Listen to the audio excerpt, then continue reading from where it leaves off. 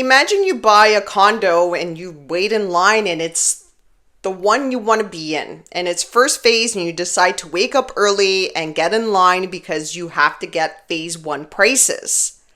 And you get lucky in your eyes and you buy a condo and you're waiting patiently for 2025 to close.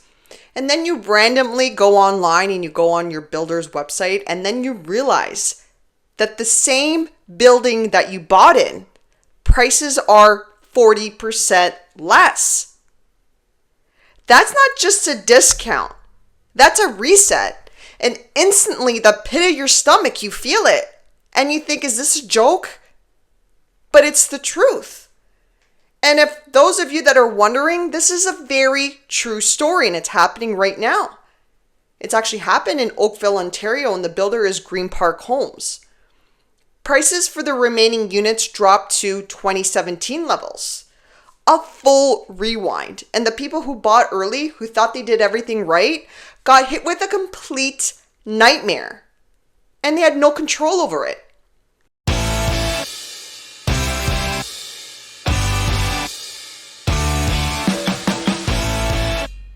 I'm Linda, one of the Ragona Sisters, and if you're wondering what happened here, the turmoil that spilled over, you're going to want to watch this entire episode because it's very sad. We will discuss what happens when the builder pulls a rug underneath the buyers, like in this situation, and what happens when you can't close on your pre-construction because the banks won't give you a mortgage on inflated 2022 prices. Because this situation in Oakville is a domino effect. It doesn't just affect one building. It actually sends shockwaves through every condo tower around it. So let's start with the story particulars. The building is called the Post Condos by Greenpark. It's 8 stories, about 168 units, modern finishes and all the buzzwords. It's really well marketed. And on paper, it looks like a dream project. At launch in 2022, units were selling like hotcakes at roughly $1,100 a square foot. Buyers were putting down deposits on a schedule equaling to about 18% of the purchase price. So if you bought a unit for $1 million, you're talking about $180,000 already locked in. So fast forward to 2025, the market shifted, inventories piled up, interest rates are a lot higher than historic lows, we all know this, and instead of holding the line, the developer decided to blow out the last 23 units by slashing prices to $675 a square foot because the cost of carrying inventory outweighs the cost of reducing the cost per square foot. Think about what this move just did. Let's look at a 700 square foot unit. The unit is now close to $300,000 cheaper. For the new buyers, it feels like Christmas came early this year. But how about the people that actually bought in 2022 at $1,100 a square foot? It's a complete nightmare. They will now be closing on units at inflated prices while their neighbors are moving in nearly paying 40% less. Talk about a bad day.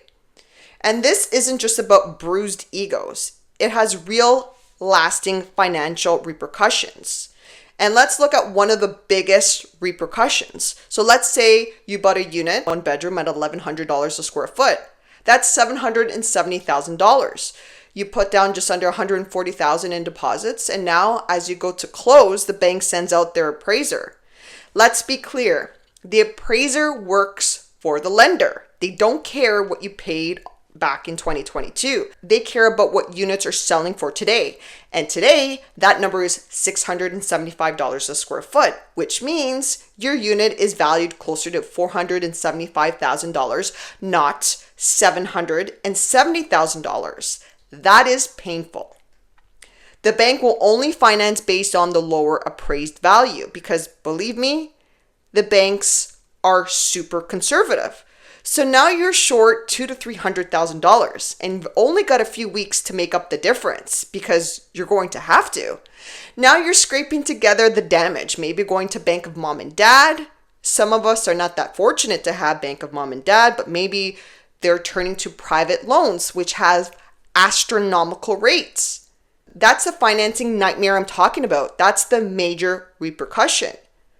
But even if you find the money to pay the difference, the problem just doesn't end there. You're underwater from day one. In the previous example of 700 square foot unit, your neighbor in the exact same floor plan, paid $300,000 less than you.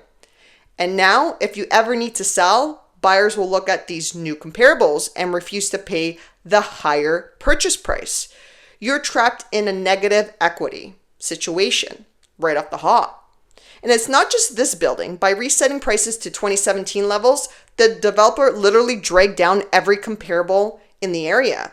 Appraisers will look at the lower price when comparing value when making their assessment on the report, even if it's 2 towers down. So now, buyers shopping nearby will use $675 a square foot to negotiate lower prices. Think about it. One developer's decision just shifted the entire area with similar comparable units. Now let's talk about these early buyers. They're in the worst possible position. They can't walk, clearly, because if they default, keeps their deposit and resells their unit.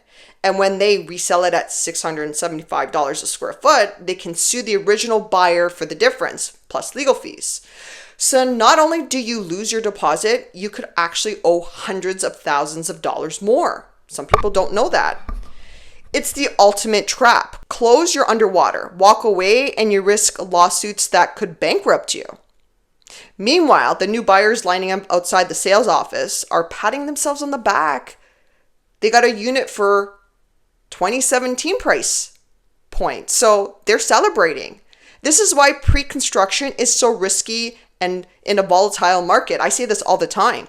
Developers aren't protecting the people who bought early. Their job is to move inventory. Slashing prices, if that helps move to clear out inventory, they're going to do it. They don't care if it wipes out the wealth of everyone who's just caught up in this mess. So tell me how you don't feel cheated. And here's the bigger danger. Other developers are watching this. If Greenpark can reset the market back to 2017 prices, what's stopping the next builder from doing the exact same thing just to kind of move on? That's a legit question. This isn't just an Oakville problem. It's a warning sign across all pre-construction because once one tower cuts to $675 a square foot, the surrounding towers can't ignore it. Resale owners see their valuations drop. It's not even their fault. Competing projects have to lower their price to be competitive. It snowballs.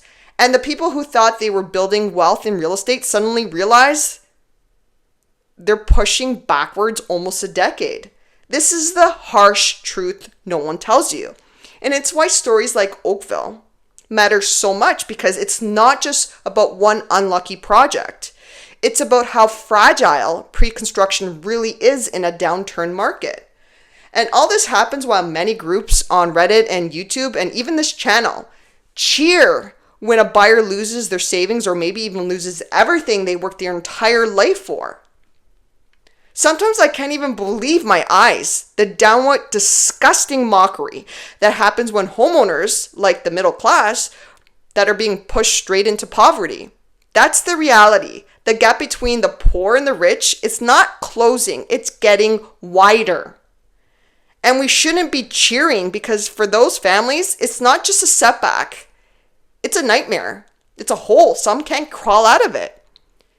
In a downturn market, too many people are out for themselves. And honestly, when did it become normal to be vile or rude about someone losing everything? We need to remember, this isn't just numbers or headlines. These are families. Some have young kids. And what happens to them? It actually ripples through all of us. There's actually even been reports that some of these homeowners are committing suicide. There's a lot of mental health issues happening in this country right now. Feeling they have no way out. We should never cheer for this. So instead of mocking, maybe it's time we start paying attention and be more considerate. I'm going to end it there. If you guys have any questions about the GTA market, please feel free to reach out to us. We'd love to hear from you. We just want to get this information out and make people aware on how bad some people's situations are that, they have no control over. And some can say, oh, people over leverage, fine. But some people didn't over leverage and they just got caught up in a downturn market. Nobody has a crystal ball. Anyways, we would love to hear your comments. Thank you so much if you watch right to the end. In the meantime, stay well and we'll see you in the next one.